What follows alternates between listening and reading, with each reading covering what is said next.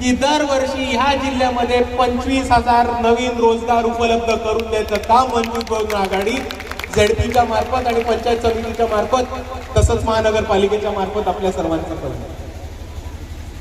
आणि मित्रांनो, तुम्ही समजून घेतलं तर आपल्याकडे मुद्दे भरपूर आहेत.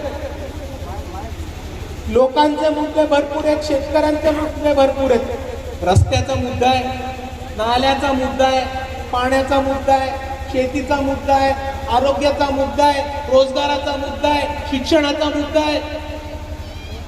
पण हे सरकार आपल्याला या मुद्द्यांवरती बोलायला भाग कधीच पडत नाही. या सरकारची नवीन एक स्ट्रॅटेजी आहे की जेव्हा निवडणूक येते तेव्हा एक भाजपचा कोणतरी येडा उठतो आणि हिंदू मुस्लिम गरळ ओकायला चालू करतो. विधानसभेला लोकसभेला त्यांनी कोकणातलं एक छोटं पोरग ठेवला होता करायला.